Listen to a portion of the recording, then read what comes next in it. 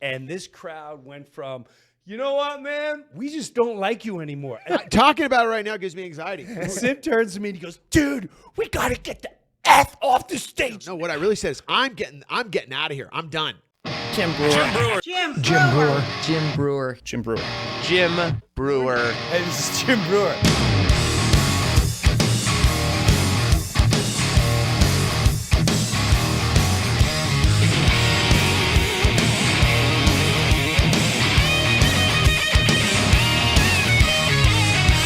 Hey, what's going on? Breuniverse, Mike the Sound Guy here. And if you haven't figured it out, Jim is not with us today. He's off doing stuff. He's a busy guy. Usually I would have some kind of curated video type of thing for you, but today is something special. We're going to get to see the interview that Joe Sib and Jim did for the XM Mandatory Metallica Takeover with Russell Wilson.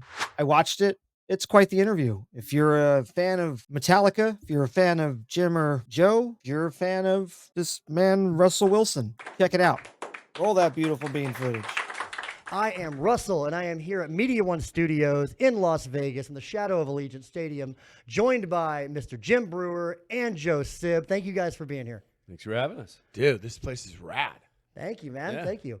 And ultimately, I think what we're going to be doing today is telling some stories from the tour, right? Like, you know, you guys opened for Metallica, I think it was 2 years or over the course of 2 years, right? Yeah, it was like It was a 6-month run, 36 shows. yeah. Started September, ended like the following March or something. Yeah. Like that. That's how we met you. Yeah. We met you on the rail of the Metallica show. Well, right. at the soundboard. There you go, That's yeah. where all the cool kids hung out, right? Was at the soundboard in the back with you, Sib. You Yeah, were actually back there with us. That's right.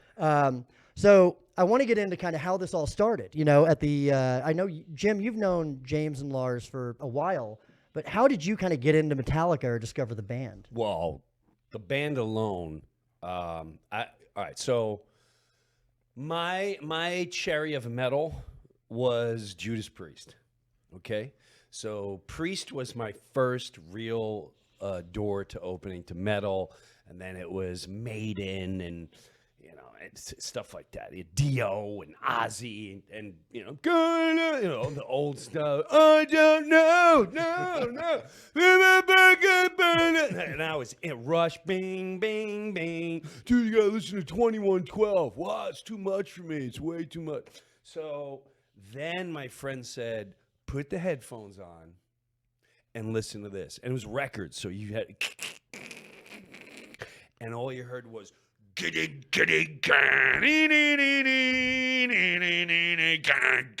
well, what? And then just when you thought that part was gonna end, it went into gang, gang, gang, gang, gang. And I'm a chug guy. Anything chug, I'm already listening. Chug, chug, chug, chug, chug, chug. What is it? And that was For Whom the Bell Tolls, and that was the beginning of Metallica. So now I see them live. And this is the moment where I truly feel it was a revolution of music. There's no other way to explain it. You had, they opened for Ozzy Osbourne. It was in Nassau Coliseum in Long Island. And I go there and I was baffled that the arena was packed before Ozzy. Because when Ozzy is peaking, he's peaking right now, and he's all over MTV. No one's coming to see the opening band. It was packed. And when the lights went out, all I saw was crosses and guys with hair. And I've never seen a band so angry. Everything was like, and fast, like, pissed, angry, pissed, mad, you mad? I'm mad, you mad? Cause we're mad. Here's a song about being mad. Are you pissed? Yeah, we're pissed.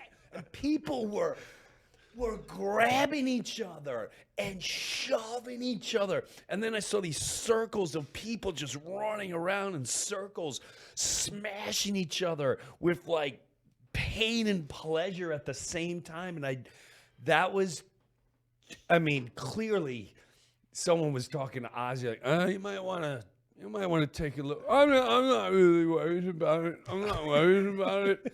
I don't know, man. You're gonna have to really give it your all tonight. We'll see. We'll see. You know, for a half hour straight, it's like master, because I'm creeping death for whom the bill toll.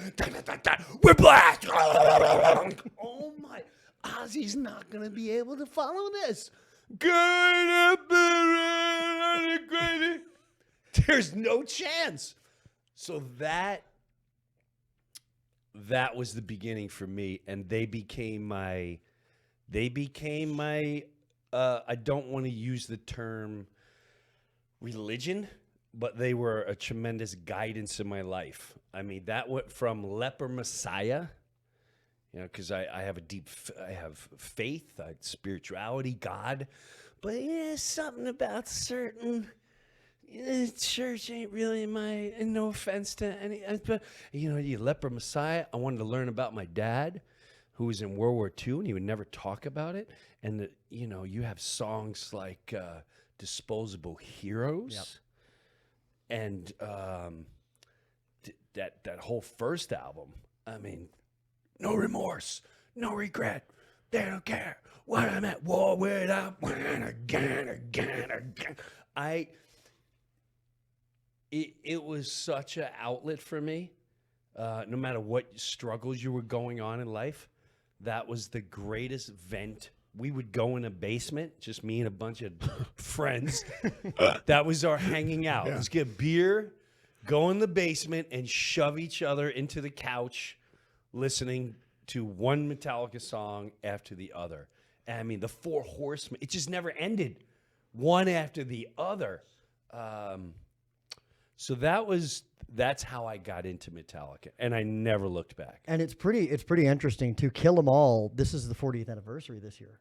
Thinking about it, so that album's been out for 40 years, and it's still, like, it still works From beginning to end. Yeah, From beginning to end. Joe, so you've got a background in punk music. Yeah. You know, obviously, you do primarily the comedy stuff now, and the music is still there. Yeah, but punk rock, I mean, the way that Jim's talking about, you know, the way he discovered Metallica, that was like the Ramones for me, the Clash, Pistols, the Damned. But growing up in the Bay Area, you could not know about Metallica. Right. And the thing that was so cool about Metallica at that point was they did have roots in punk rock, in the sense that, like, bands like Crucifix were a band that I remember as kids, you would go to see this band called Crucifix that all the punkers were into. And similar to Jim, you know, for me, Motorhead was the connection between the punks and the metalheads. Like, I always joke around with Jim, is that, like, I know that if we went to high school, he would have had his denim jacket on and, you know, his long hair, and I would have had, you know, my spiky hair with my leather jacket on, and I would have had on the back, you know, the Damned, and he would have had Priest, and we would have bummed a cigarette off each other. You know what I'm saying? Like, you had that bond, because both of us would be like, yo, dude, you know, Motorhead? You're like, yeah. And it was done. Yeah. So the punks loved Motorhead, we loved Priest, and we loved Iron Maiden. You know, first singer Paul Di'Anno. Like, we were like, dude, these are the bands. But the thing that really came together was when Metallica came out. Growing up in the Bay Area, you know, they weren't Metallica yet. They were still guys that I remember seeing Lars and James at a Crucifix show, and you're like, whoa, check out the metal dudes. They're here, but they were cool, and they were, you know, back then it was like, dude, everyone's here. We're all here to see this band. And then I remember, for me, the first time that it was Ride the Lightning, and I was going out with this girl she smoked pot, and, like, you know, I'd go at her house in the afternoons, and I remember one day, you know, we're in the bedroom doing what teenagers do, and I'm stoked because her parents are gone and the afternoon's cleared out, and all of a sudden, while we're in the moment of it, she puts on Ride the Lightning. And literally, like, for a teenage boy to stop that moment, and I remember I was naked. I was like, who is this? She's like, this is Metallica. And I'm like, wait, she's like, yeah, this is Ride the Lightning. You haven't heard it? And I can still remember both of us sitting on the edge of our bed, and I stopped doing that, which for a dude that's, you know, a teenager, to stop that moment to just listen to that record. And I remember, for me, it changed everything for me. And then all of a sudden, what I loved even more about Metallica was as they grew as a band, no MTV, DIY, they did everything their own. They weren't on the radio. So when they headlined, I remember when Injustice for All came out, and they did 3 nights at the Cow Palace. And that was the same place I saw AC/DC. That was the same place I want to say I saw Anthrax. I saw everybody there. So then to go there and for them to take over the Cow Palace for 3 nights on that record, I remember we were just, it was almost, you rooted for them because they did it their way on their terms. And as a musician, as a kid growing up in a punk band, you respected that so much. So for me, it was a combination, obviously, of the music, like Jim said, but it was also the work ethic and never changing who they were, their values to get to that place. And that really, I know this for a fact, for the Bay Area bands in that era, that really rung true to a lot of us. We were like, you know what? Even if you were not a metal band, you were like, you know what? I still want to do it my way, like Metallica did it. So I love that about them. They earned their chips doing live shows, and I think Absolutely. everybody knows that, and I still think that's their favorite. Yeah, thing but they to do, definitely were you the know? glue, and they changed everything because as a punker growing up, all of a sudden everyone went from like not knowing how to play their instruments to like, I want to learn how to play my instrument. And then you had, Verbal Abuse and all of these other punk bands at that point started going in the metal world, you had Corrosion Conformity and all those bands. And then you can really hear the influence of Metallica in those early years on a lot of that 85, 86 punk rock that was coming out. They had such a huge impression on so many of the bands. And what I think is really cool is, Jim, you mentioned Puppets, and then Joe mentions Lightning. For me, I was a Black Album baby. Like I was, unbelievable, it was yeah. just the age, right? So it's what I think is really awesome about their entire discography is the fact that there are so many people cross generationally that can be like, even like Load or Reload, like that was my first album, and that's Right. what got me hooked, right? yeah. It's awesome that they've spread over 40 years, like this concept of. That's what I learned when I went on tour. It really blew me away because you think you're there and it's just we'd get there and there's a guy with his Ride the Lightning shirt and then another guy with Injustice for All shirt, and they don't know each other, and clearly they're in their 40s, drinking IPAs and been standing too long. And like, yeah, when they start playing. If they play Injustice for All tonight, we're doing this, right? We're going to show them what time. And then there's other kids like, man, I hope they play Moth Until the Flame. And that's their baby. Like, wow. Yep. What? Wow. Yep. Really? But it's all under the one big roof. It was pretty amazing to see the diversity of age that was at Metallica. Yeah, and it was, I think you kind of got to experience the whole Metallica family vibe. Yes. Which I'll get to here in a bit because Yeah. I do want to bring that up. But I want to go to kind of meeting the band because Yep. when you guys started, you knew I James knew. and Lars at that Yeah. point. Sib, I don't think that you had met the guys when you started out. I'd only seen them, like I said, in passing at a show. But like Jim, that was the thing that was a trip for me as a dude that's on the road with Breuer. Like I said, it's James Hetfield, it's Lars, and they would call him on the phone, and I'm sitting in the car because we're trying to go to the gig. He puts him on speaker, and like to him, it's his bro. It's like, oh, what's up? And I'm like, I'm sitting there on the other side of the seat going, holy, like what the, like, dude, that's really him. That's really those guys. So that was to me, I think I was always just, when you meet people like that are so influential, it's going to go one or two ways. Either they're going to be super cool or they're not.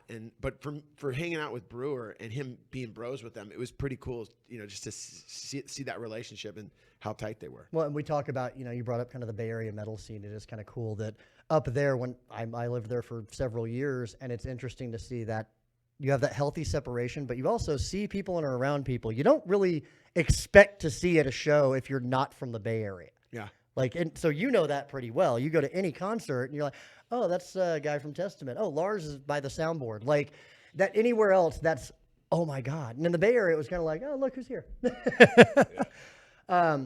So I'll tell. Well, just to answer your question, how did I get to know him? Yeah.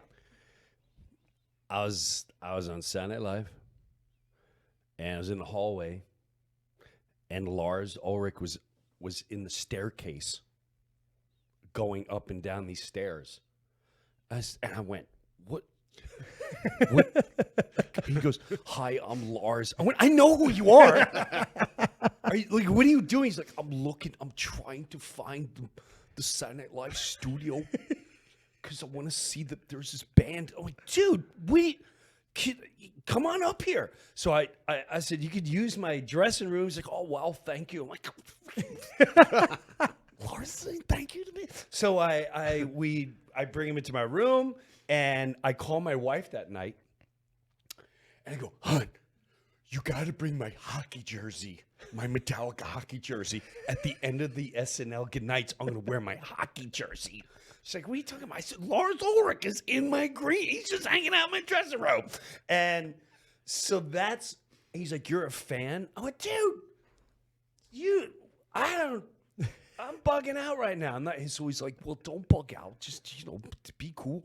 And the more cool I was with him and just chill out, then we started to, and then I'll never forget. He's like, we're going to go do these shows, and I'll come back and call you. I'm like, yeah, sure you will.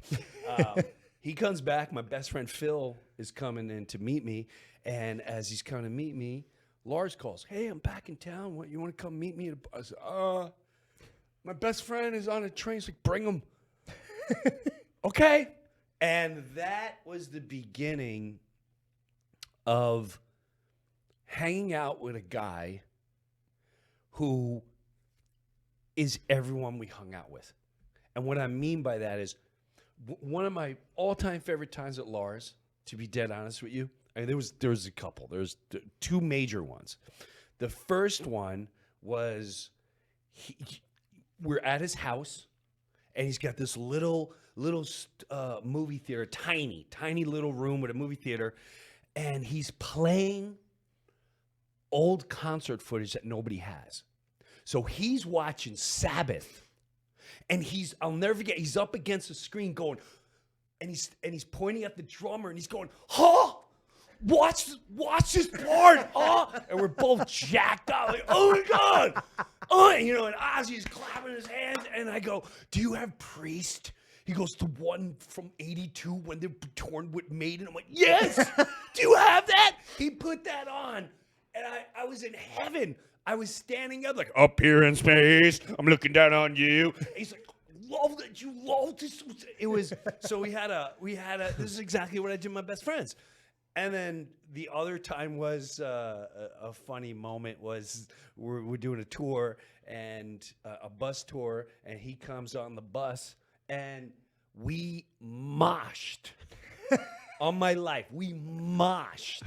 Me, my friend Larry, and Jimmy, in the back of our bus to Lars. I must have body slammed him at least 10 times, and we were moshing to System of a Down. And when Sugar came on, Lars was out of control. Lars got in my face. He's like, shh, Sugar. Sugar. Oh! And then he'd get a little too close. I'm like, dude, I got to throw you down again. So that was the beginning. This is before James. That's another whole introduction. That then became another life pattern. And these guys, I've had the pleasure of talking to them a little bit. They're great guys. Like that's one of those. They're such good people. Dude, there's a lot to talk about. If you want to talk about good people, and I've seen a lot with. I remember we were leaving a festival in the Bay Area. I want to say it was San Jose-ish. And it was what's the theater up there? The big outdoor venue. Yeah. And Jerry Cantrell, who was friends with Lars, we were leaving the venue, and all these people were against the fence. And they were like, they didn't know who was in the car. And like, and Lars goes, stop the can we stop the limousine? And he jumps out, and he goes running to the fans. And as I'm coming up in the ranks, and I'm on TV and all that jazz, to watch a guy still love his fans and know this is going to stoke them to life. And it was, we had a lot of good times together. This is before even me and James started hanging out. Yeah, I was just going to back that up because on the tour, and we'll get into that, but one of the things I was so blown away was with the way the band, especially James and especially Lars, handled the meet and greets every night. Oh my There was these gosh. people, and our dressing room was right next to where the meet and greets took place. So a lot of times Jim and I would be in that room, or Jim would be running around. I'd be kind of getting ready for the show, and I mean this. They never failed, and especially Lars. When I would look in there, because we were near that room, so I kind of had to go in and out of it. And the way that Lars spoke to each fan, it was if he was meeting that person and gave them, talk about dropping into the moment. People say, be present. This dude will look at you. I mean, one of the interactions I had with him, I'll never forget, was when we were out on the tour, and there was this moment where there was this comedy show, and Jim did a show, and I did a show, and everyone came, and it was like the crew. We had a rhythm with these people. And the next day, when I was in the dressing room, Lars comes in, and he goes, hey. He goes, oh, you did a comedy show last night? And I'm like, I'm standing there, I'm like, looking around like, is he talking to me? I go, yeah. And he goes, why didn't you invite me? And I go, what? And he goes, Joe, I would have come. And I'm sitting there looking. I'm like, if you would have told me that when I was a little kid, naked, listening to Ride the Lightning with this girl, that someday that I was so. But the thing is, they have, like I always say to people, if you bet on Metallica, you bet on the right group of guys. And the only difference with James, the only difference I saw with James the whole entire tour was when he came to the show, he'd wear a cowboy hat and a black Motorhead shirt and jeans and boots. Right. And he's an ominous dude. I mean, he's huge, And then before he goes on stage, all he does is take the cowboy hat off, and it looks like he took the Motorhead shirt, turned it inside out. Now it's black. Okay, now I'm ready to go play. Like, there's no difference between him off stage and on. And that show was Strummers in Fresno, by the way. There I you remember go. that. You nailed it. Wow. He got a standing ovation at that show. Sib did too. It was funny because Jim and I were literally across the street from each other that night. Oh, was Jim across the street? Yeah, Jim was at a private gig doing a thing. You remember my dad came out? Yeah, we'll get into all that stuff. Yeah. My dad went on tour with Metallica because of Jim. I think I remember that. I think I met your dad too. Yeah. So I want to get into the first few shows. Okay. Starting this out, it was such a kind of a unique thing having, no opening band, just having Jim come out and Joe setting up and just getting things going. How did those first few shows go? Okay. The first show, Joe Sib almost quit. Really? He wanted to quit. It was so you understand something. This is how first of all, this is how the whole thing. I didn't know what we were doing, so James goes, "Hey man, you want to tour with us?" Yeah. Now I thought I was opening, and I thought the stage was going to be at the end, and I don't fear Metallica crowd. I will crush a Metallica crowd. I know I'm going to. So he goes, it's not stand up. Then what do we? Then he's like, I don't know. It's like a party. So now I get people from his camp going, we're gonna play cornhole on stage. You went, what?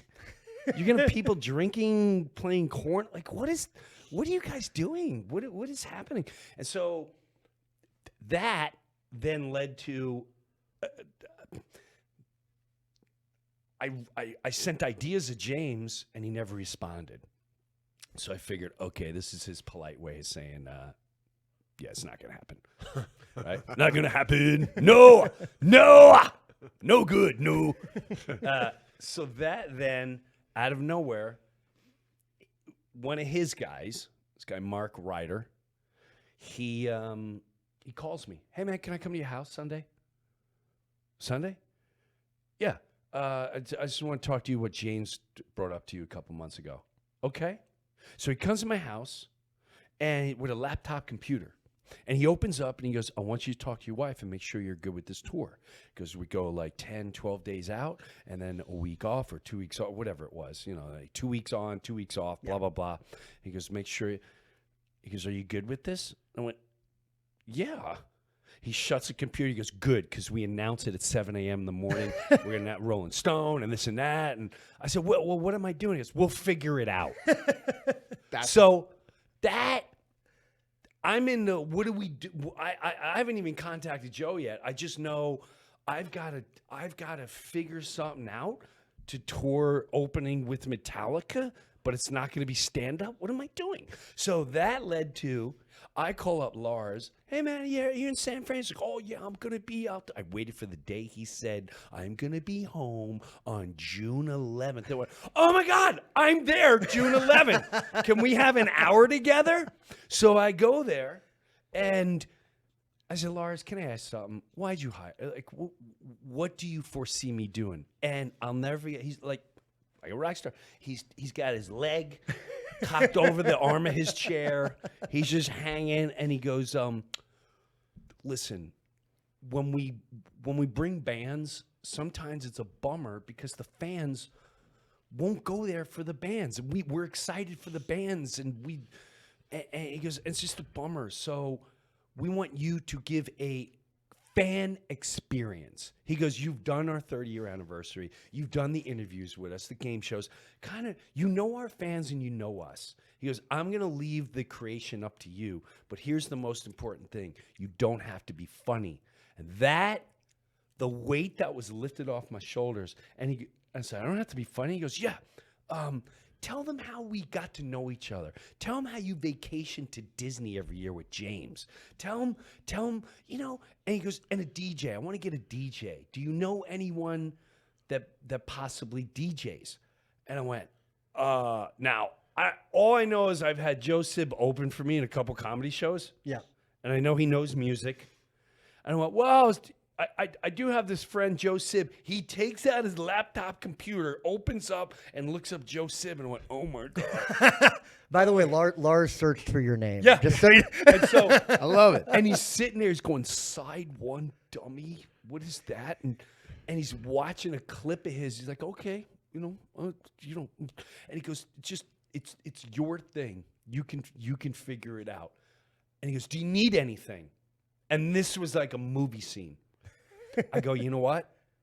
If we're going to be a theater in the round, I want people to be able to just see my face, like maybe a camera guy. He goes, hold on, gives me that hold on finger, lifts up the phone, calls. His production manager gets on the phone. This guy named Lug. He goes, Lug, I'm with Jim Breuer. Do we still have those screens from the Black Tour when we would do the live stuff behind the scenes and stuff? Yeah. Can we possibly use them for Jim? Because I feel like Jim needs to be seen, and he's a little worried about that. Yeah. And we have a guy follow him around with a camera. Yeah. And he cups the phone. He's like, do you need anything else? that is like a movie scene. Dude, that's a movie scene.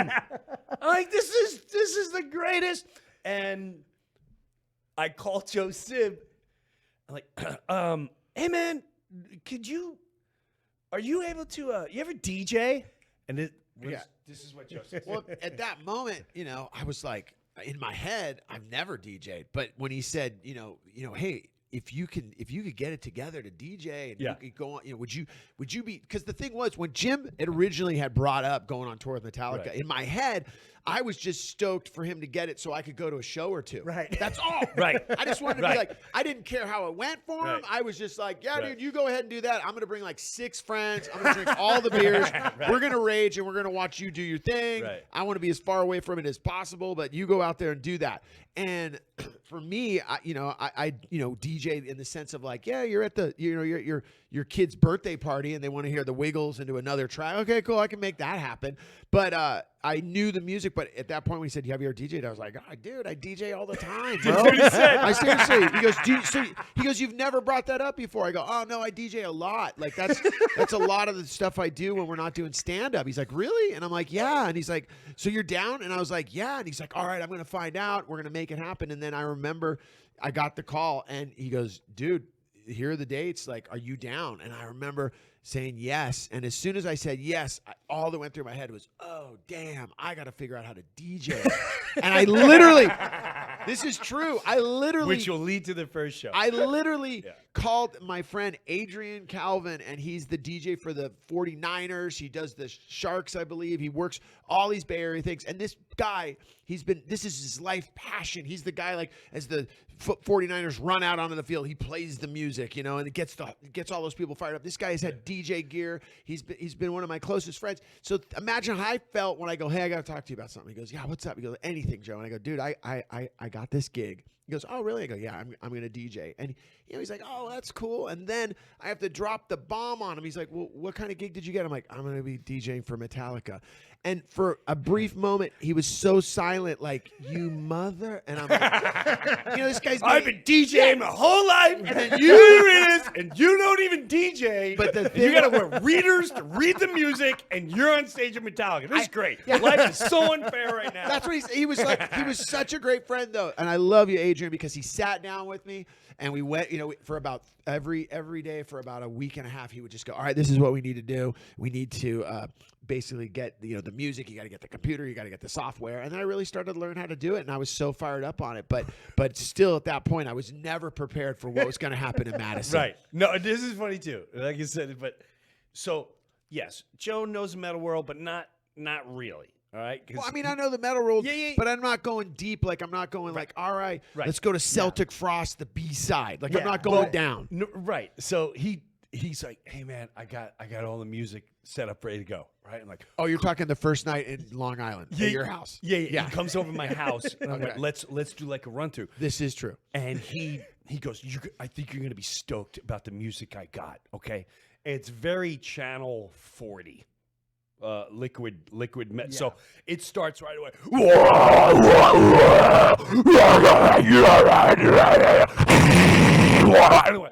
I said, what's the next song? And I went, Joe. You went full death metal. I went deep. I wanted to stoke everyone out. Yeah, I said, Joe. First of all, a lot of this crowd is going to be Jim Breuer. I'm 50. I have 2 to 3 kids. I have 3 kids. These people have 3 kids. They grew up with old Van Halen, Metallica, Judas Priest. Which I knew. Right. Iron Maiden, AC/DC. Yep. We're not, Pantera, Anthrax. We're not. Yeah. We're not. We want to hear like, you know what it was? You got another thing. Yeah. Right. We're in a happy zone before Metallica comes out. No, you know what it was? You know how Lars said to Jim, you don't have to be funny? Right. Yeah. What Jim said to me was, he goes, Joe, play the music you'd like. Play the music you'd want to hear to drink some beers before Metallica. And as soon as he told me that, I was like, and I came back with like AC/DC and some Anthrax and Maiden. Yeah. And then even I was like, Jim, when I think people want to hear Dropkick Murphys. And whenever I played the Dropkick Murphys, people went crazy. Yeah. And then he's like, I want some more Van Halen. And then it even got funnier or fun because then Lars was like, I want to hear some Deep Purple. Right. And then that was cool. So I felt, because in the world of DJing, I had a radio gig back in the day at Indie 103.1, so I know how to play the songs that get people stoked. And the key thing that Jim said a few minutes ago was when they got Jim in there, they said throw a party. And as soon as Jim gave me the freedom to play, he goes, dude, just play the music you want to hear. That gave me the freedom to go, oh, we kind of are throwing a party, and then it just happens to be the band that's going to play the party is Metallica. Right. So the first show, Madison, Wisconsin. Now, Joe and I, we really, I have bits that we're going to do, and we're going to bring up the local football team, and we're going to stoke the place out. That we have, It was the college team. It was the college team. Yeah. They wanted us to shoot T-shirts out of a cannon. I had this old lady video, remember? Listening I hated to that Metallica. video. I know you did. Yeah. If she was gonna she was like a classical woman, like, all right, everybody, let's do Metallica. And it was like, I'm like, dude, I don't know, bro. Like, Right. So I had all these ideas, and we didn't know what to expect.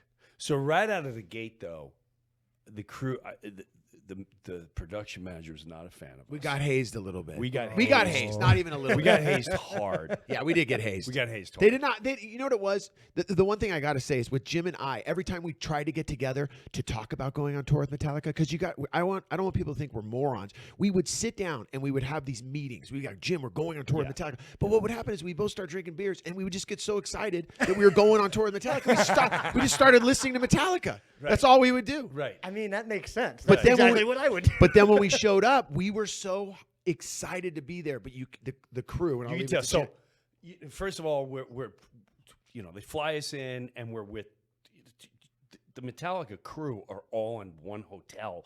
So we're like, wow, there's like 100-something people here. Yep. There's 7 Buses, tour yeah. buses. There's 21 semis. Like, this is insane.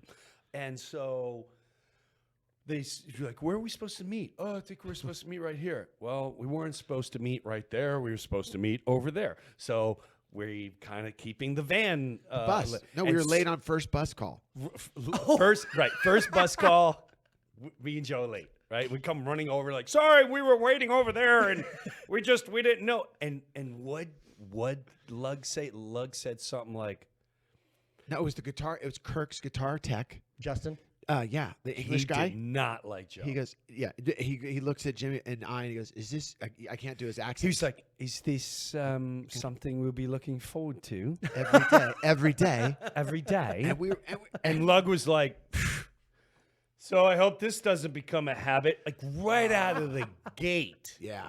Right out of the gate. It would have been This better is if not they a said. good Yeah, gig. it would have been better if they said, "We don't really want you here." Right. And the only reason you're here is because you're friends with the guys. So, Like, so that's you got mad. I'm not mad. I'm disappointed. Is what it sounds like. A little bit. So now we go to the arena and we're checking out everything, and I look at the laminate. I'm like, oh my god, like this is really going down. I can walk wherever I want. I can go in their dressing room. I can do whatever I want. So I take a picture and I post it, and Oh. yeah, and I go take a nap. I'm exhausted for the day, and I wake up and there's 4,000 phone calls from publicists, Metallica camp. What's going on? Get that picture off the day. These fans are gonna make copies of what you put on. And so what do? I come back and I'm the dick of the day. They have a thing called "You're the Dick of the Day," and they have a little penis, a little rubber penis that they stick to one of your items, and I got to walk around with this little penis thing. So it's the first gig to even happen yet. Well, that first show, Joe goes up. There's a lot of disasters, too much to even talk about, but we're getting by the show. No one's pissed, no one's angry, but I specifically said I've seen these guys 100 times. I've seen every tour, and since I've known James and Lars, I've been to a million shows.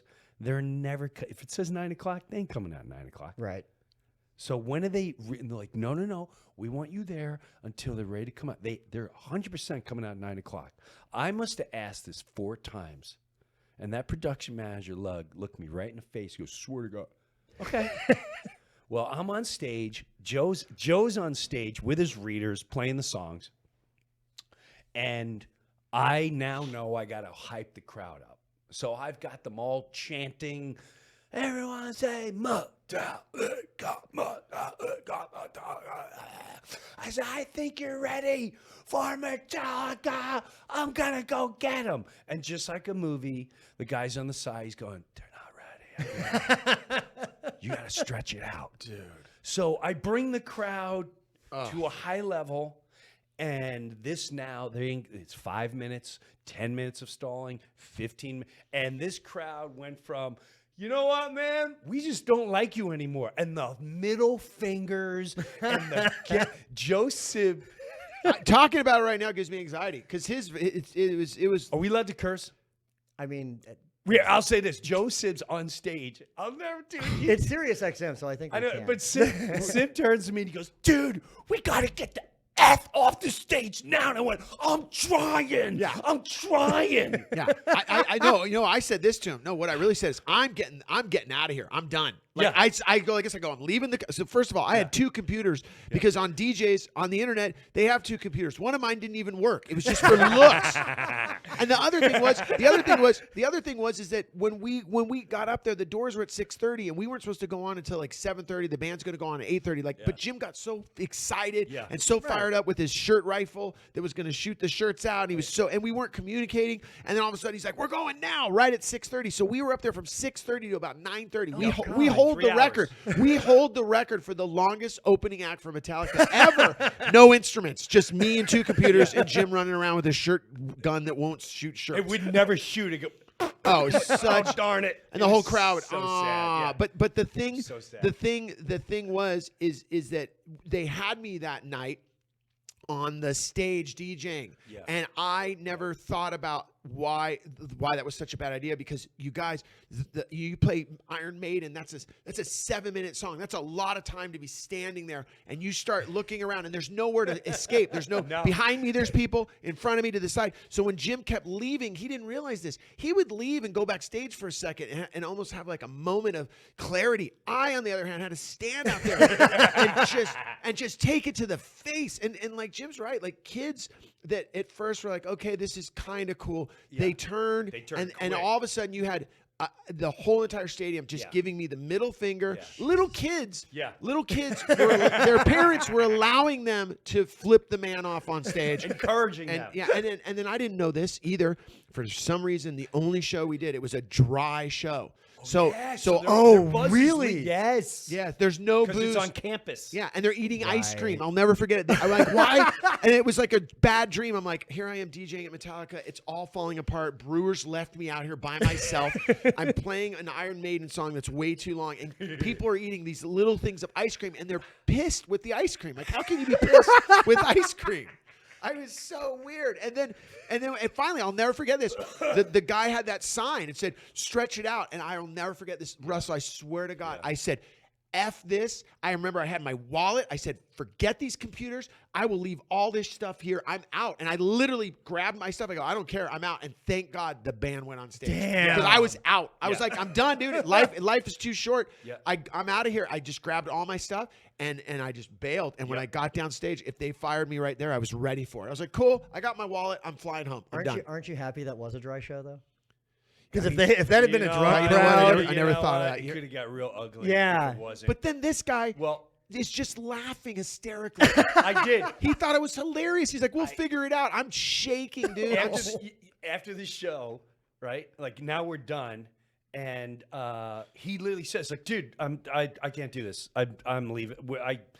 I don't want to do this anymore. And I was laughing. He was laughing. Because I've been in the industry a million years. This is the first show we needed to do. I'm playing baseball. I don't know what kind of pitches this pitcher throws. I've never seen them. I don't know. I know how to adjust. right? So I already immediately knew what the adjustment was. And he's like, dude, I'm out. I went, no. And even the head of management. Oh, God. Their head manager, Peter comes in our Pete room. and Cliff were both there. And he's like, I thought because you and James are so close, and Laura thought the guys wouldn't screw you like that. But, yeah, they screwed you pretty hard.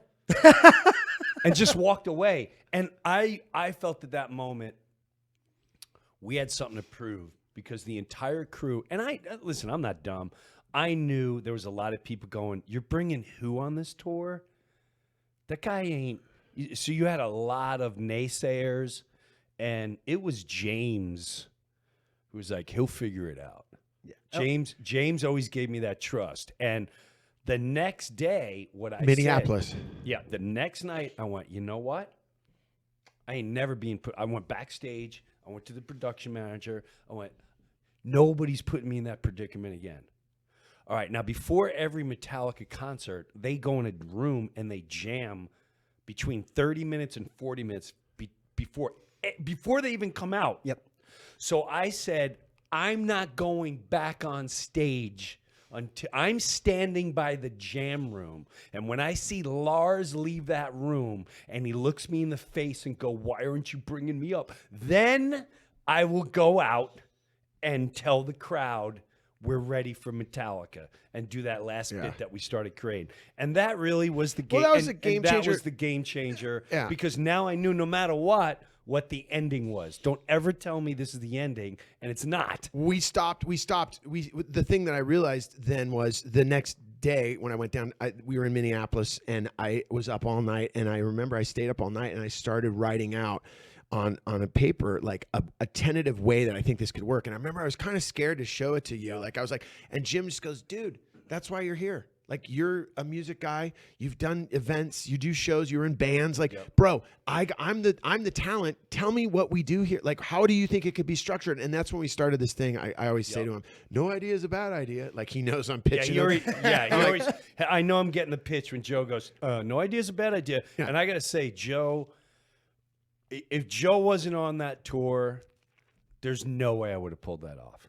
There's no way. He organized me. He organized the entire show. At one point, he's like, dude, go. Here's what's going to happen. I realized this, though. This is the thing, though. This was the part that we didn't anticipate.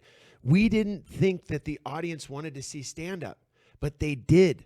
Because one time in Madison during the show, Jim had to kill some time, so he told the Ozzy story. And it was the moment where I remember as much as I was sweating and I didn't know what I was doing and I was trying to, it felt like it was just one big circle of angry people. At that moment, I looked and I remember everyone was laughing. And I literally, mental note was like, okay, when we get out of here, I got to tell him he's got to do more of that. So when we got to Minneapolis, I was like, look, bro, what I think we should do is get me the hell off that stage, first of all. And that's what we did. That's what he said. My first show, I was like, did. I'm out of there. And I remember I'll never forget this. This is the difference between Breuer and I. He's like, no way, dude. You know what'd be cool? It's like when you're playing Priest, like you run around and you act it out. And I'm like, I will never run around and act it out. I go, you can do that, bro. You can not, he's like, okay. But then what ended up happening was I talked to Big Mick, and he's like, He's a sound he was guy, the the soundboard greatest. guy He was, for I was like, Metallica. I was like, Mick, I want to be on the floor. And he's like, yeah, you'll be down there with all the punters. And I didn't know what a punter was, but I was like, okay. And he meant like the fans, and they'll drink with you. And then that's where that started. I sat up on the stage, and then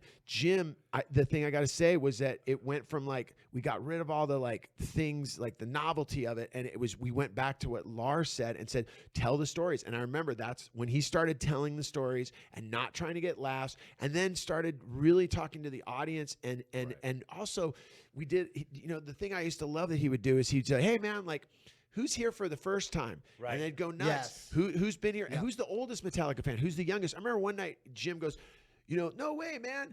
You brought your mom. And it was this old lady in a Metallica shirt. She grabs the mic. What do you mean? I brought him to her son. And we the went crowd nuts. was like, "Wah!" Yep.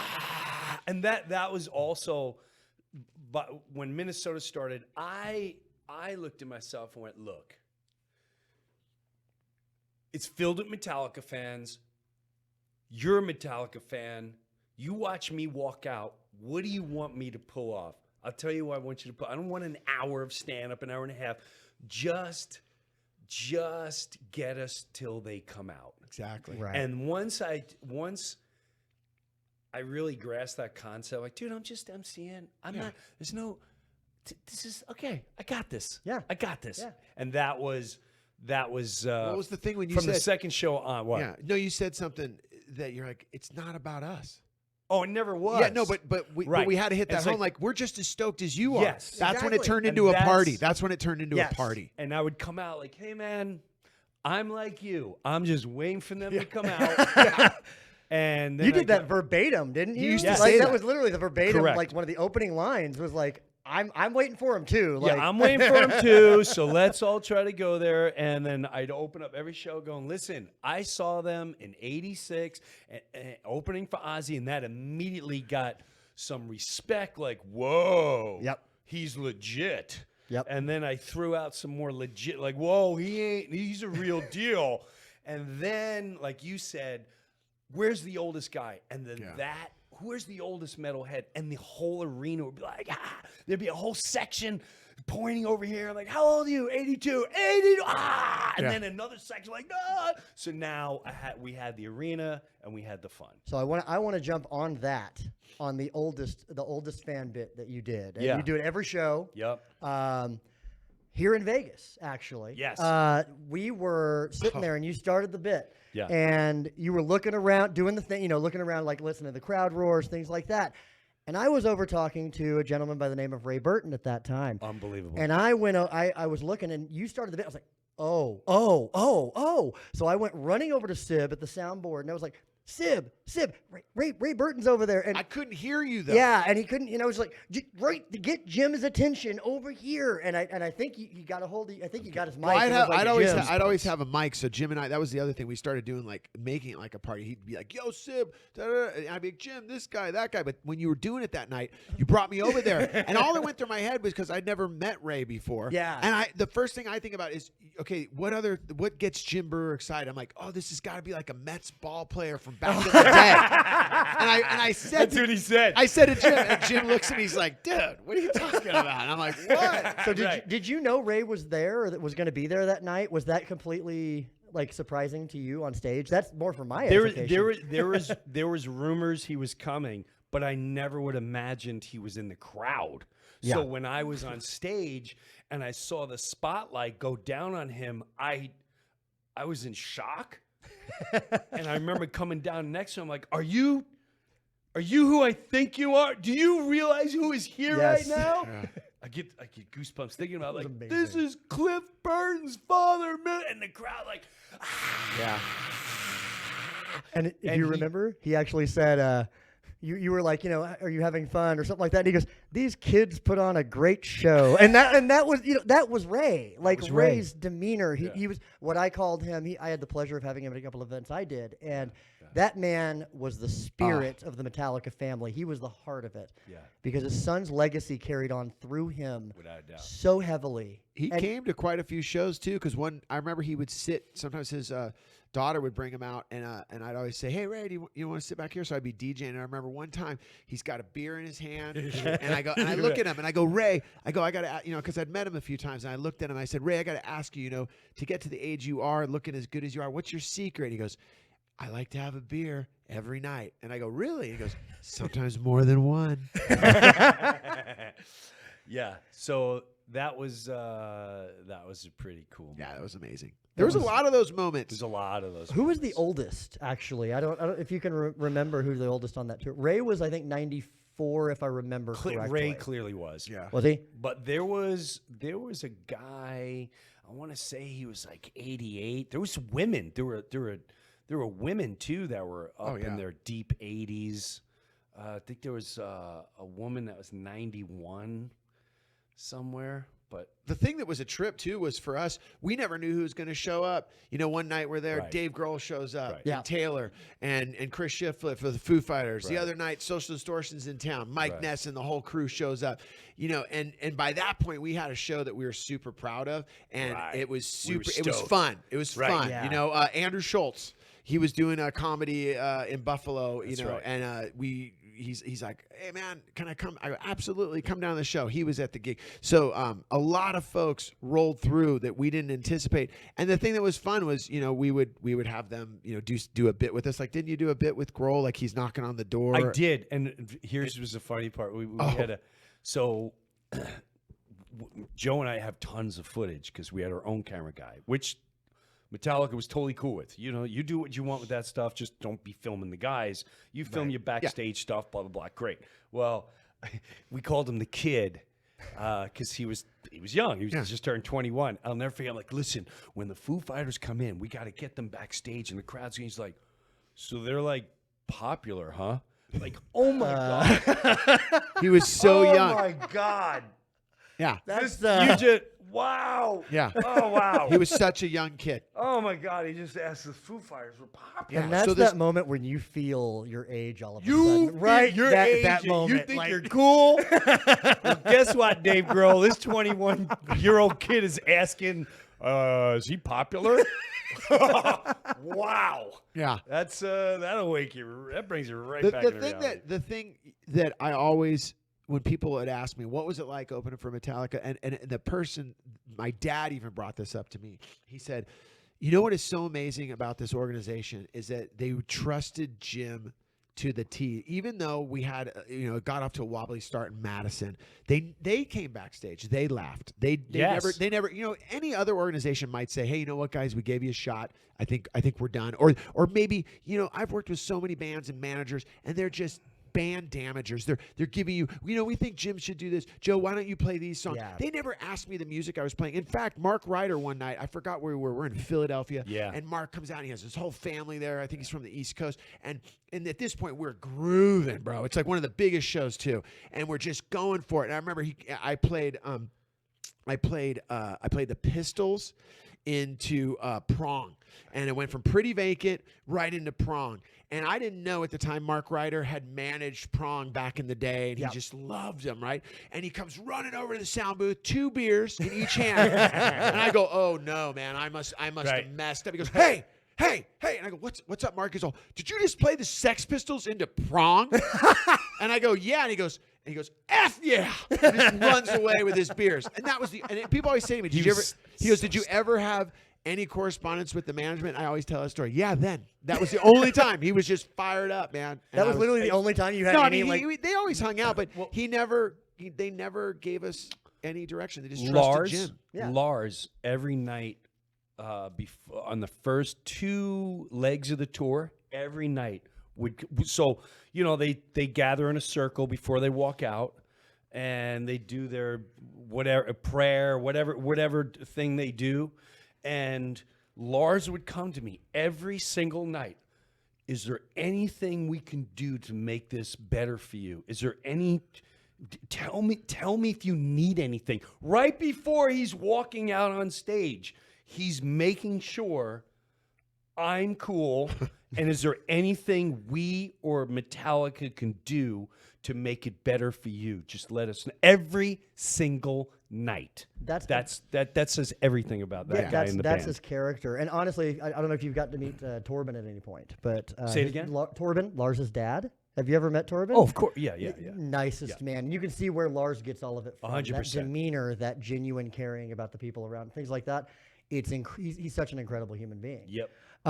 So speaking of the tour, the shows finally are kicking full gear. Yeah. I want to bring up the Metallica family because you guys were kind of brought into that. So the fan base, kind of that hardcore group that tours with them. And I know you know several of Val, Jason, Rob, the Vikings. Yeah. We could go down that list of those people that are at every show. Yep. What was it like for you coming in? You had been to a ton of shows. I don't think you had ever really been running the rail or being around that crew. No. What was it like for you to have that adoption of suddenly you're with us now? That was also, it started with Val. I was in Montreal. I was doing the Montreal Comedy Festival, and Val was in the elevator as I was leaving, and she goes, "I'll see you on the Metallica tour." I'm one of the black ticket holders, which I had no clue what that meant. I went, "What?" And she goes, "Yeah, there's a whole bunch of us. We go to every show." I'm like, okay, cool. And she's like, "No, you'll see." And then you'd start seeing everyone, and even them, you have to impress them. Oh, yeah. They've seen everybody. It's a tight-knit group. That's a tight-knit group. Yep. And they're from all over the world. Like Australia, North Korea, Sweden. Where are the Vikings? The Vikings are from Norway, I think. And think if I'm Norway. wrong, I'm going to feel terrible. Yeah, I know. I apologize. But they're from I apologize, Glenn and Olaf. I got that wrong. Yeah. So there's a whole group of them. And when they embraced us, that was like, we come out and you see the same friendly little picture. You see the same friendly little smiles. And I loved being able to be their connection to the band. Yep. And I would do little things like, "Hey, man, I can get you back tonight. Okay, be cool." Yep. So when they come out, don't ask for anything. Just stand next to me and be cool, and you can watch from behind. And it was. I wanted to help them as much as they helped me. As a matter of fact, there was one gig. It was Philadelphia, and someone threw a beer on stage, right? And they hit my foot, and I got pissed. I mean, rightfully. I got pissed. And all I remember is I turned around to see who it was, and the entire black ticket holder group all were pointing at me like, "It was him." And that's another whole story. Yeah. That's that guy. Do you remember when you brought the Vikings, though, back to do the circle? And then they brought him in, James and all those guys put him in this circle That's right. before they went on stage. That's right. Yeah, well, they know those guys pretty well, and so while you guys experienced them as the black ticket holders, these guys in general are people that before the black ticket was a thing would go out and would spend as much money as they needed to spend to buy individual tickets to every single show on a tour. So these are the people, I've never done like a full run, but I've done a decent runs here and there. They're the same people I would see at every show as a fan. So that black ticket thing was just oh, thank God, this is going to be way cheaper than. I tried to, and I think for you, Russell, was it you? Because by having that, the all access to everything, and I would do this, I would always ask Chris, one of the tour managers, the financial guy for the tour. He was in charge of all the guest lists. He was in charge of the backstage pass, and I'd be like, "Hey man, can I get a couple wristbands?" And because I would bring people down. One of the bits that Jim and I came up with during the night was I told Jim this story about how when I went and saw Metallica, I had to sit up in the nosebleeds and my seats sucked. Yeah. And I said, man, it'd be so fun if I could go up and like in the middle of the show or before the band starts, I'll go up and find some people in the nosebleeds and bring them down to the right in front to the rail, bring them right down in front of the band. So you went from having the worst seat to the best.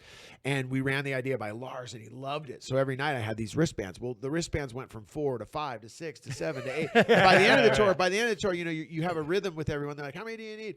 And I remember there was one night, I think it was you, where your buddy got stuck. Yes. And I was like, you're like, Joe, is there any way? I was like, yeah, sure. And we did a lot of that stuff. I remember walking through security, and they would just kind of look at me like, dude, you just brought 4 people onto the floor.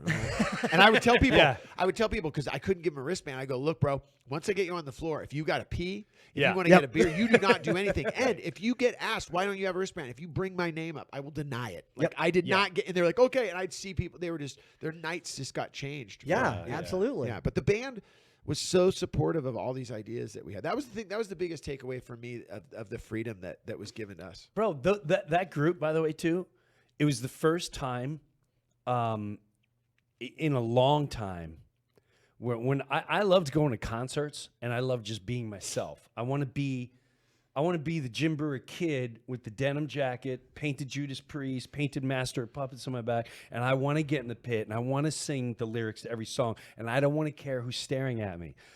This tour, I found myself.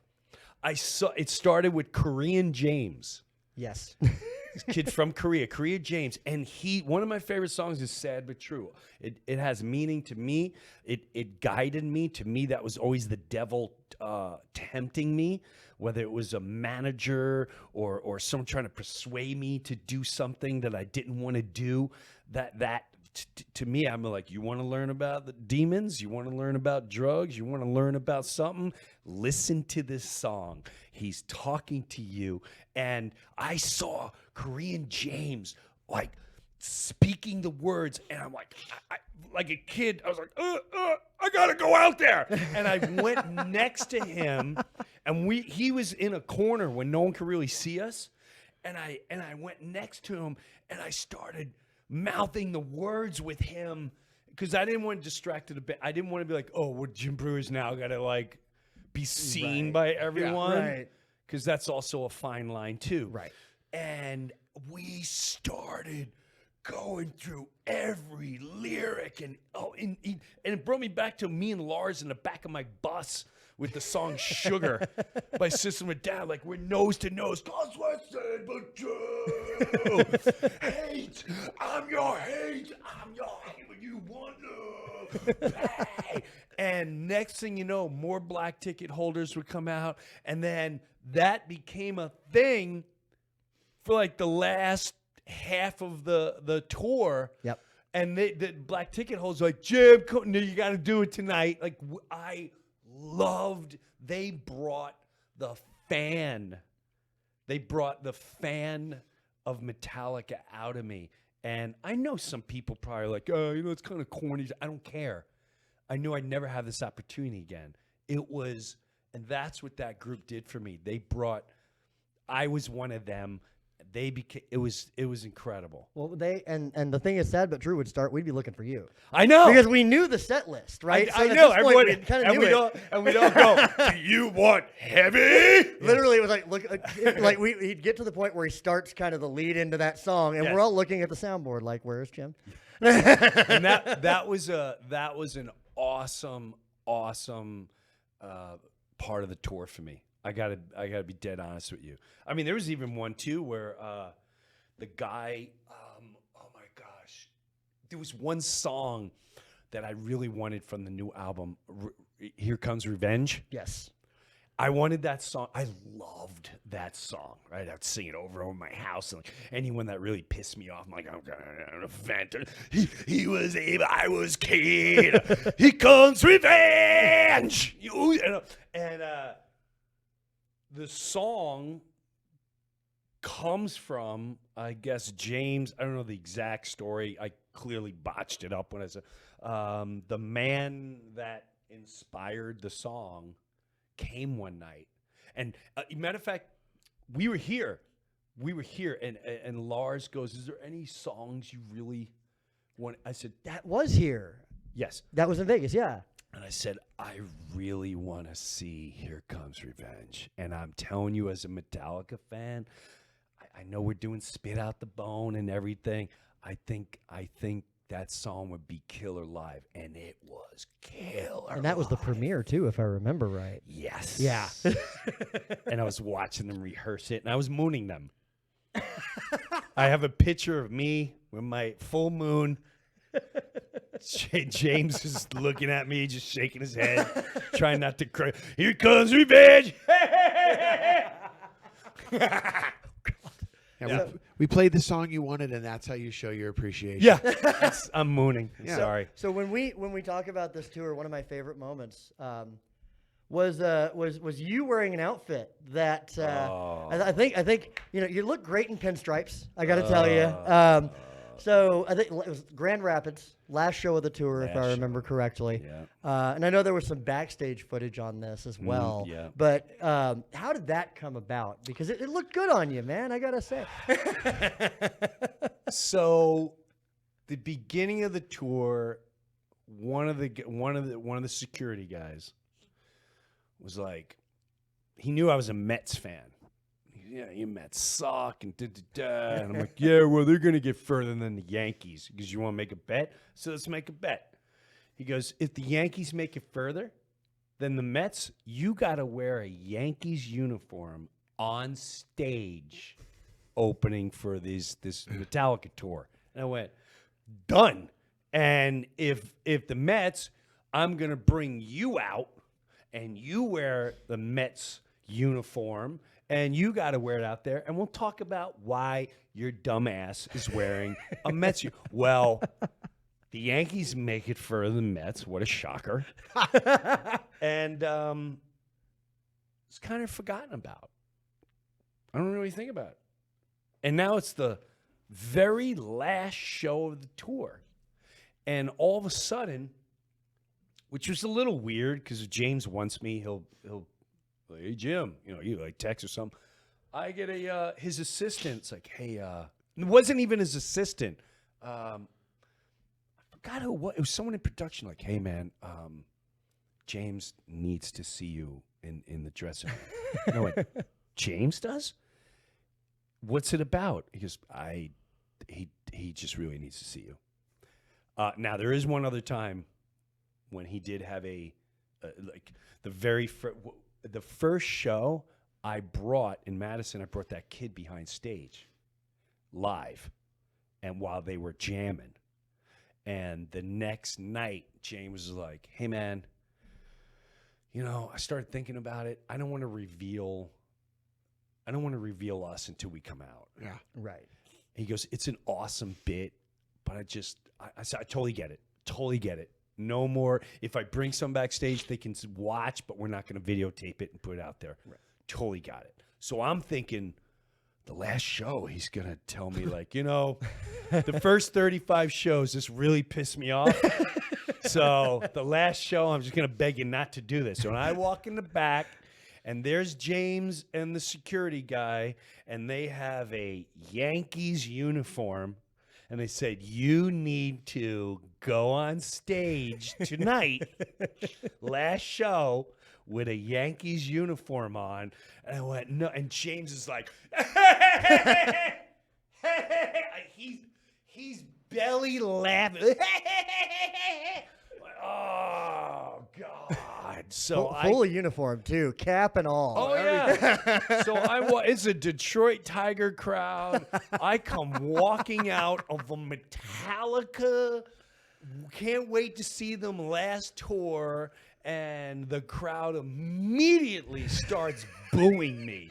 Boo! Boo! Like this is The whole night he had to have it on too. I had It to- wasn't like you got to change out of it. He was hanging out by the soundboard jamming in that full outfit. Yeah. So it was a bet that I thought I can get away with, and clearly I didn't. That kind of goes to show you though that even over the 6 months, because when we started and we felt like we were getting hazed, like it was like joining this metal fraternity, the bus that we were on. Oh my with God. all of the guys from the tour manager to Mick to the guitar tech, to bass tech, drum tech, all the people, Rob, lighting director, everyone. It's just all the people on our bus. They even it was funny because as much as we developed a relationship with the black ticket holders, we really developed a relationship with that Metallica family as the crew, the people that worked for the band. Yeah. And we still are in touch with all of them. And the thing that happened that was the biggest thing that I was proud of was they said to Jim and I, because we would do things like when we had a night off, we'd be like, we're all going to go to Italian food. And they're Right. like, what do you mean all? And I'm like, Jim and I are like, we're paying for the whole crew. Like, I'm Yep. seriously, That's all 150 people. That's awesome. We paid Yeah. for every 150 people. We did a Metallica talent show in Portland. where Yes. They all By the crew. Yeah. And it was one of the greatest nights ever. Oh my we God. videotaped I'm it and still all- hungover from that night. Dude, we were moshing from one of the Oh. guys. One of the guys who went up and did Limp Limp Bizkit. Bizkit. Yeah. Crushed it. Yeah, Crushed- Sean, who ran the museum, one of the guys that Yeah. never, Dude, Kirk's tech.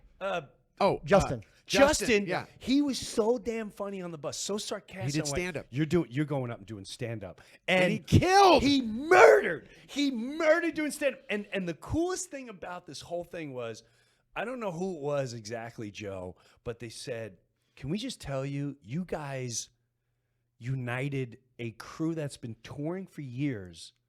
He goes, "You don't understand. The sound guys don't talk to the light guys. Yeah. The light guys don't talk Two to different departments. the grips. The grips don't talk to. It's not that they hate, but we don't talk to. You brought the entire everybody together. His quote was, "We don't hang out together." right. That's what their quote was. They go, we "Joe, don't hang out together. we don't." Right. He goes, a lot of the guys said, "Joe, you don't understand. On this bus, the way it worked before you guys got here, we've toured together so long. So and so and so and so goes to the back lounge. So Yeah. and so goes to the front. We don't Yeah. talk to each other." He goes, Yeah. "Now all of a sudden, we're all in the front lounge hanging out. Yeah. We're listening to music. We're playing guitars. What was James's guitar tech? Zach. Meow, Zach- meow. No. No, meow. Zach is Trio. Oh my God. Chad. Chad. We started.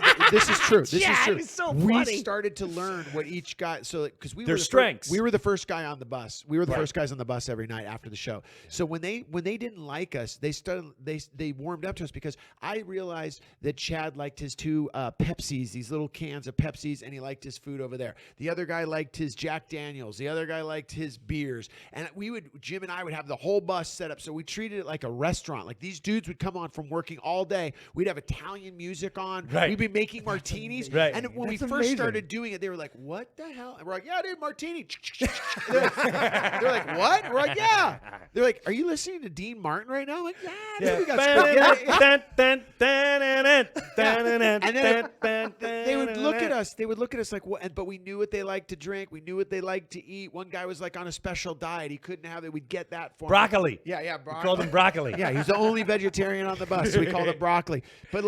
But the thing that ended up happening was we all started hanging out together. Yeah. And the best thing that I loved was when it was all over, they said, "You know, Joe, man, you and Jim, we didn't really hang out with each other, and we do now." They were pushing for us to go on the stadium tour. Oh, in Europe. They wanted us. They were like, "We got it. We can make this work. Like, we could totally make this work. You guys should be good in the stadiums." And I was like, that's a different ball game, bro. Yeah. Stadium. I felt and they like- can't speak English. It's a whole different show. I don't know if we're ready for that. I Let's felt stick like- to U.S. arenas if Yeah. they ever allow that again. The analogy that Jim and I came up with was I felt like every night we did the opening act for Metallica and went out there that Jim and I were like the bomb squad guys.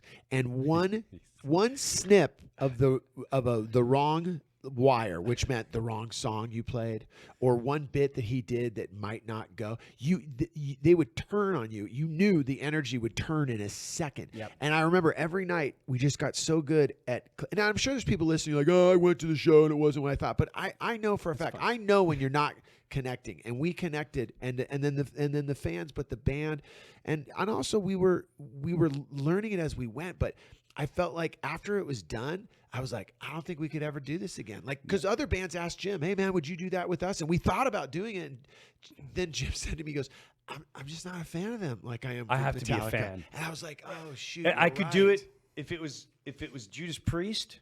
I would absolutely murder in front of that crowd. Yeah. If it was AC/DC, absolutely destroy, murder. They'd have the greatest time ever. Outside of that, it's because it was Metallica. And one thing too, Lars said to me, which I was very flattered by the end. In the very beginning, and he goes, now listen, you're creating whatever you're creating, don't create to a huge crowd. You're going to be very disappointed. And I quote, you're lucky if there's like maybe 1,000, maybe 2,000 when you're on stage. Oh, not. By the third show, there was 10,000, 15,000. So I don't know if it was the weather or they were like, hey, man, we're kind of digging what's going on here. It ain't that painful. You might want to check it out. And literally, the crowds were never empty when we were up there. We never got booed off a stage. Yep. It was Yeah, we never. never. Not one time did the audience turn on us. Except for Madison first Except show. Madison. And And I couldn't we help deserved that. it. We deserved it. We deserved it. We deserved it. We should have came prepared instead of drinking beers saying how excited we were to go on tour with the band. That's how you prepare for something. That's right. Yeah, but the best part was though is every night when we ended the show and Jim would be like, he would come out and be like, they're ready, and we knew they were literally Yeah. waiting to go, Right. and he'd be like, thank you guys so much, my name is Jim Breuer, have a great rest of your night. And then it was the best feeling in the world because I got to cue Long Way to the Top, and that's Yes. that was the last song that we would play. Yeah. And I remember it just felt so good to play that song, and it was like I'd close up the soundboard, we would walk backstage, and I'd always have a beer, and we'd sit there, and they'd all be ready to go. And I remember, you'd be walking through this tunnel, and it was so exciting because Jim and I are walking out of there, and all the fans, like you've seen in movies, like where they look down at you. If anyone was going to throw a beer Yeah. or give us the middle finger, they were Right. high fiving Yes. us. Yeah. And, they were Yes. like, and it was like Yeah. you felt like, oh man, Yeah. we did this, and then you walk through the curtains, and then there's the band. Yep. Yeah. And I remember Jim. He would always go over and they'd be like, Brewer, and they'd hug him, and I was always like, I just want to get out of the way. I don't want to get away. And then Brewer comes back to me one night. He goes, dude, what are you doing? And I go, what? He goes, James went to give you a fist pump, and you totally denied him. You just were so busy with your laptop. And I go, are you serious? He goes, dude, you left James hanging. And I was like, oh my god, that was my luck. Yeah, man. But it was a blast. It was an incredible journey. Even to this day, when I hear it's a long way to the top, I think of Here they come. the entire tour. They're getting ready to go out. It was such a Joe said it best before we went out too. He goes, dude, bro, we're gonna call this tour for ourselves the indulging. We're indulging tour, Yeah. and we indulged. Yeah, I gained because like we're 15 never gonna- pounds. Oh, me too. Me too. I ate got burgers. fatter Oh, and we- fatter. I'm hanging out with the black ticket. We were hanging out with the black ticket holders till like 2, 3 in the morning every night. It was. I it never was drank awesome. bourbon. I never drank bourbon in my life, but they had just come out with the blackened bourbon. Yep. So every night on the bus, like, here you go. Oh, Joe, you like this? Boom. I mean, there was food. There was everything you wanted. Oh, my back hurts. Massage. Oh, I want to work out at the gym. Best hotel. Yep. Oh, I mean, every single. It was unbelievable. We were treated so well, and it was such an experience I'll never forget. I still say to this day, I've been the TV world, the film world. I love stand-up comedy. That was the greatest gig I ever got to do. It's amazing. You've had a lot of pretty amazing gigs too. I mean, that's that's incredible. I've had incredible gigs. Lars, James, and the band Metallica gave me the greatest gig ever. That's awesome. Yeah. So it's about the time that we need to wrap up. But I wanted to talk to you guys about the future. I know you guys are on tour right now. Yep. You're playing a couple nights here in Las Vegas right now. Yep. What do you guys have coming up maybe later this year, next year? Well, it's the in a way it's the Metallica tour, and what I mean by that is we have all this footage that we filmed on this tour, and every single city we have a completely different story that happened everywhere. I mean, we had a wedding couple do their first dance in front of the Metallica crowd. ABBA. You played And ABBA. I made the metalheads of Metallica enjoy what's it? It was like- Dancing Queen Yeah, for 30 seconds. I'm like, now let's just give them 30 seconds. People were 30 stoked. seconds. We had a proposal that same night over at the sound booth. Some guy proposed to one of the black ticket holders, I think. Yeah. So every night was something different, and there's funny, there's not funny. There's Joe in Cincinnati, got a chicken stuck in his throat, and he was in the hospital, and people don't know about this. It was the whole thing of him going there, and they thought he was one of the Metallica guys, so he got top-notch treatment. And it was so there's a billion stories, and what we're hoping to do is to get more in depth of how do I know this band, and get more detailed of the things I did do with them that you would never imagine that I got to do. Like it goes on doing their 30-year anniversary. And what we plan to do is kind of a one-man theater show. I shouldn't say one man because it'll be Joe as well, where we tell the stories, but we want it as a vibe. We want it like the Metallica tour, where you come in and from the minute you're in the building, the music that's playing, the DJ, we're interacting with the crowd, and then it leads to boom, and it talks about the history of why I like metal, how I got into it, how I got into Metallica, how I started hanging out with Lars, how I started hanging out with James, how our kids kind of grew up together, all this jazz, and how it led to the tour. And as the tour comes on, and then Joe comes on, and then we go through each city that we played, and we tell you exactly what happened that night, the last half hour, 40, with the footage and everything going on. And we're kind of hoping you don't even have to be a Metallica fan to enjoy this. Yeah. But we're thinking this would be a really cool, awesome tour to go check out. Because it's not stand-up. It's going to be hilarious stories, but there's going to be real stories, too, that you'd love to hear that no one's going to hear. And it's the idea of doing that as a one-off tour idea that we wouldn't do again. It would, if you went to go see Jim Breuer at a comedy club, he's not going to do that. This would be like a special night in that city where in a theater where you come out and you get to hear these stories of the ups and downs of figuring out how it is to open up for one of the most legendary, iconic metal bands in the world. Because when anyone asks you or asks me to this day about doing it, the look on their face is like, it's like saying like, dude, I jumped out of a plane, no parachute. Really? What was that like? I don't know. It was different, man, but I pulled it. You pulled it. Yeah. So that's what we're hoping to do. The first one is in between the giant stadium shows in New York City. Yep. August 3rd. August 3rd is going to be... right now, there's a name. It's called... Master of Laughter. Master of Laughter. Oh, that's good. Dude, wait till you see the artwork. It's sick. he's so so stoked. Up. My And buddy so- Mike did it. Yeah, so that's... And that sounds like something fun. And we'll, the fans will tell us if it's fun or not. Yeah. Well, it'll also be a family reunion of sorts. We talk about the Metallica family. I'm betting in every city you go to, you're going to see a lot of those people that are, let's go again, and welcome them back into the Sarah, city. Pete, the whole crew. Yeah, Absolutely. Yeah.